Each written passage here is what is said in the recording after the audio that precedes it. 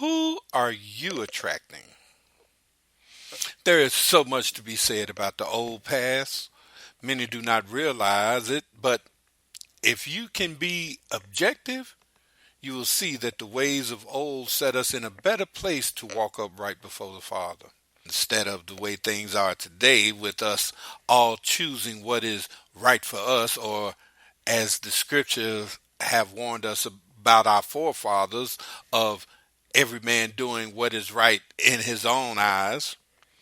Are we really doing what is best, or is doing what we feel is best for us actually taking us further away from the Father? Let's discuss it next on this edition of the Sound Doctrine Spiritual Ministries Spiritual Common Sense.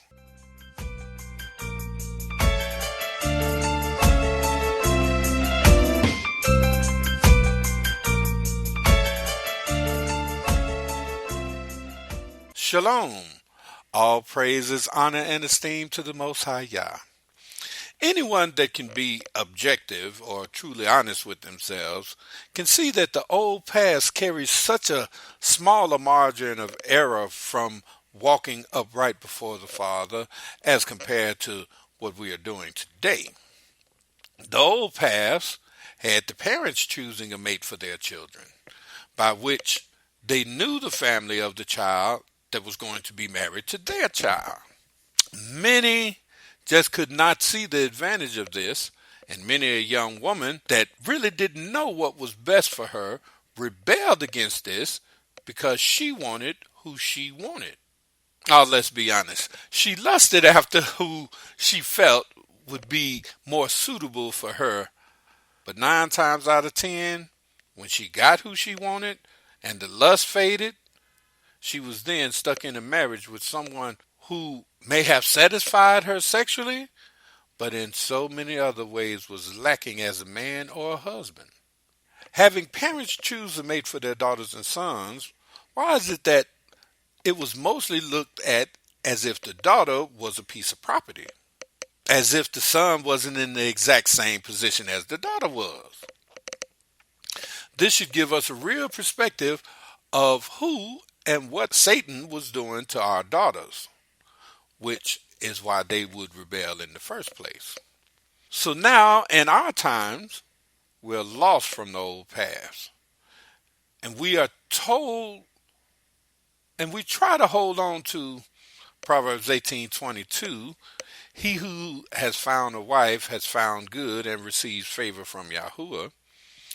But that does very little good, if any, because of the simple fact that in these days and times, it is the woman that has been given all the control. The sad part is what we are discussing today. With that control, who are you attracting? You have to understand, parents are not teaching their girls to prepare themselves for marriage, but prepare yourselves for a career. Go to school, get you an education, so you can take care of yourself, and you don't need a man to take care of you. And with this mentality, there is no room for the teachings of the Father. No matter how you try, following this standard has closed the door on being a wife that takes care of her home, raise her children, and take care of her husband. Oh, you will hear many say that they can do this, but absolutely none can accomplish these feats, for any two of them with her job, the latter is lacking, whether it is her husband or her home or her children. Let me put it like this. Husband and home are a 24-hour-a-day thing. And to add a job with that, saying in these times both need to work, we are compromising on the standards that were given to us by Father Yah. This put her in the position to attract a mate, for him to find her. So, who are you really attracting? Well, let's look at what she is using to attract a mate. Well, she has her looks, her body. Okay, don't stone me just yet. But if she displays her income, how well she is doing, that will only attract those that want her for her money. She surely doesn't want that type of guy because she is going out working for herself. And you have got to have just as much as me or more. So that will not purposely be what she puts out to attract a man. But let's be honest. How can she hide it? She's driving a new car. She's buying the nice clothes like all the other ladies that she sees around her. And even her job is encouraging her to dress for success. All this sounds good, but still totally takes away from the ways of Father Yah.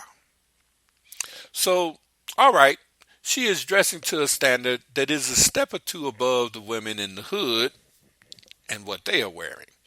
For it is obvious that they are trying to attract somebody. And from the way they look, hell, they're trying to attract anybody. But she is above that and no longer even socializes with that type. Does that make her more desirable to a mate? Sure it does. But what kind of mate is she attracting? Well, the kind that wants a woman that is self-sufficient, taking care of herself. But really, what kind of man is that? He wants her to be able to take care of herself because he doesn't want to. Yeah, I know. And I've been there. And I've heard it all before. We can get together and we can have something because the way things are, it takes two incomes to make it. Very few will make it to the end of this finish line. And those that call themselves making it actually do not because they only go so far together, then one of them dies off. That's not really making it. For if it is the woman or man, they do not want to be alone, so they go back out there. But then there are those that attract a man with their bodies.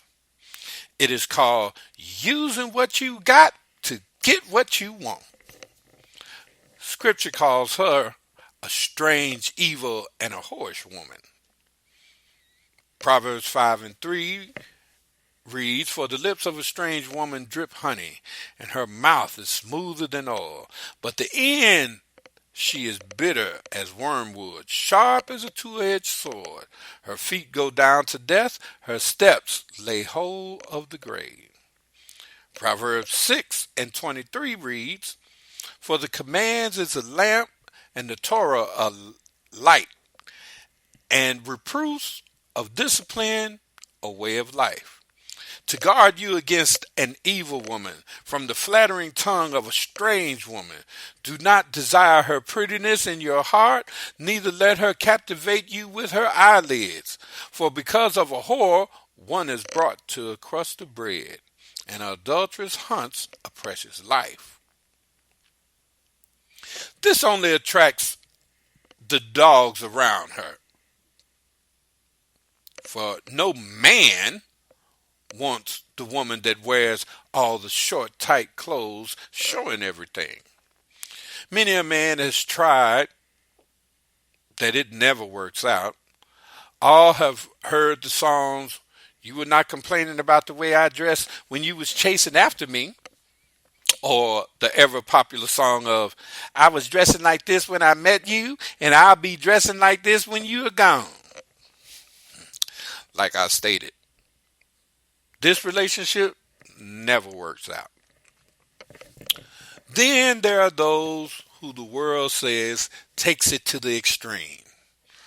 In other words, the way they dress will not attract anyone, and they are tired of being alone, so many do not keep themselves for long because she has no true friends that are there to encourage her. So She only has those that are around her that are tired of her moping around, bringing them down, because being around her is no fun. You see them, they wear long dresses, they keep their heads wrapped. No one sees no more than her face and hands. I'm telling you, my brothers and sisters, she is following the ways of Yah. The man, and that's exactly what he has to be, is a man to even see her. So many men and women fool themselves that they can change someone if they were with them. This only pushes them away.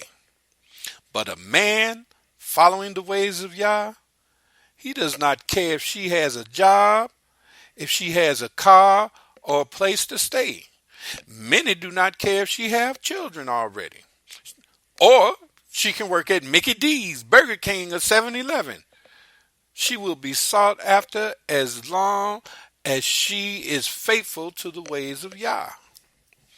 No, you cannot force a Christian down this path, making her cover herself for only her mate.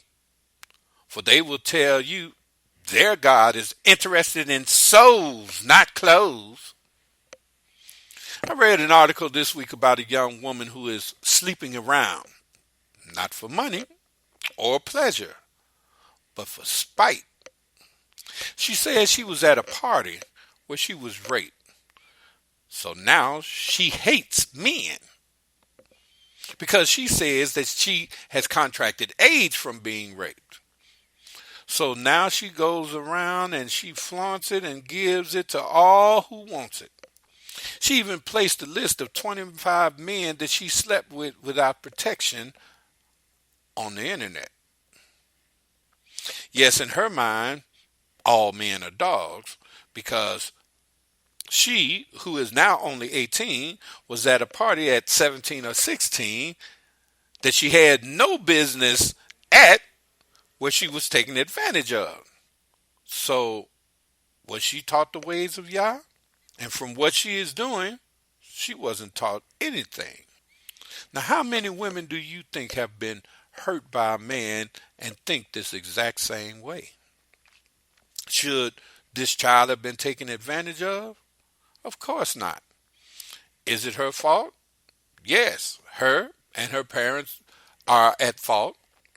They did not teach her any better, and she, being 16 or 17, is well aware of right and wrong.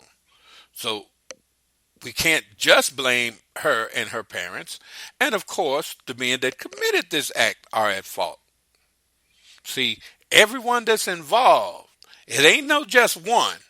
Remember the garden, my brothers and sisters, when Father Yah came to Adam and asked him, who told you you were naked? And he told him, well, that woman you gave me, she beguiled me, and I ate from the tree that you told me not to. And he went to the woman and she said, well, the snake beguiled me and I ate. And then Father Yah went to the snake. And he handed down judgment from the snake to woman to man, because all were at fault. All knew better. All knew what they should and shouldn't do. This is not a perfect world where a woman can go around and dress the way she wants and do not expect that there is going to be consequences for her actions, because there always are, whether they are good or bad. So, are you attracting for good, or are you attracting for bad? Who are you really attracting? Think about it. Stay prayerful, stay focused, stay in the will and the word of the Father.